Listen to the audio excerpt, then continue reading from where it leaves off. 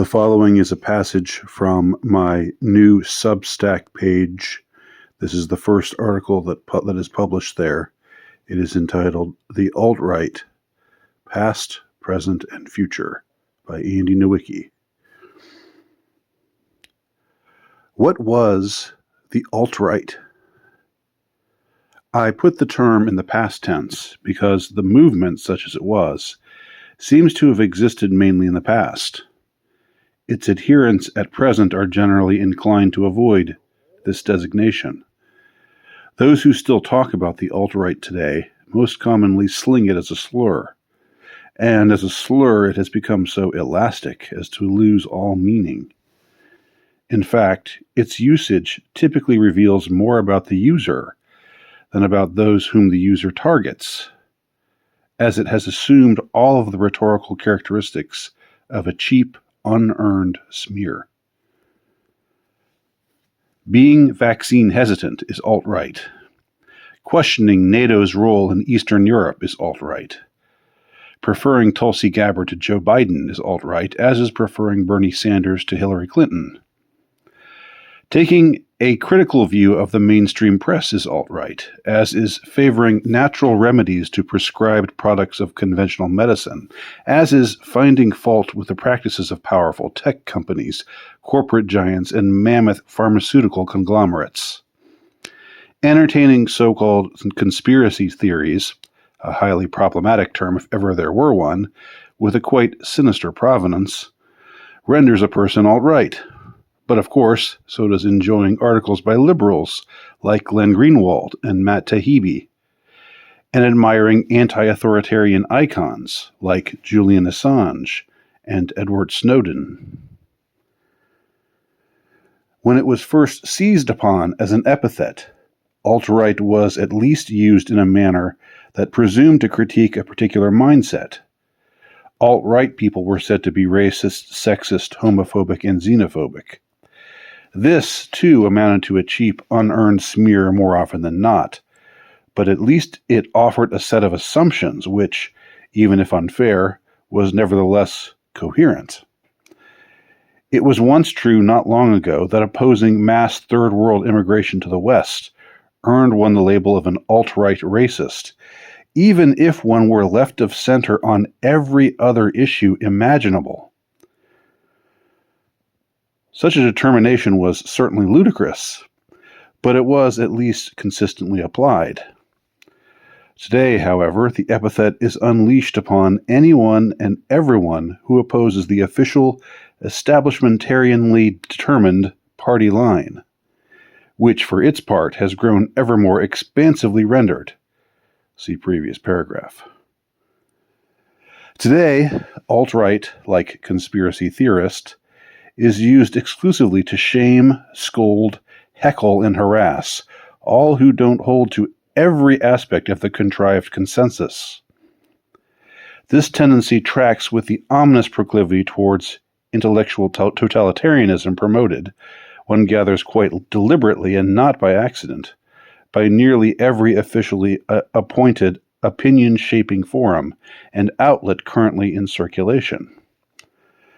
Sometimes, in fact, it isn't even enough to refrain from promoting wrongthink, unless one actively takes a stand in favor of the policies favored by the ruling oligopoly. One is regarded with suspicion and contempt. Silence, so they solemnly instruct us, is violence, after all. Today, we see a most appalling miscegenation of the very worst aspects of the left and the right, repackaged as a horrific hybrid, blandly sold as conventional wisdom.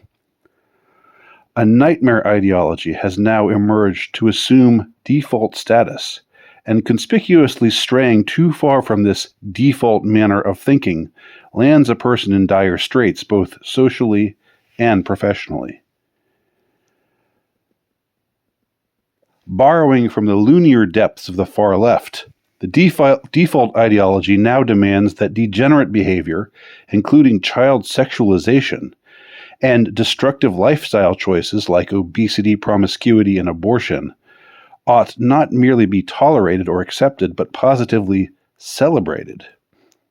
Most ordinary citizens chafe against such notions, but they are nevertheless avidly promoted and reinforced by nearly all of the moneyed institutions of the media establishment, from network news venues to tech outlets, to glossy periodicals, to nearly every corner of showbiz, most notably Hollywood and the music industry.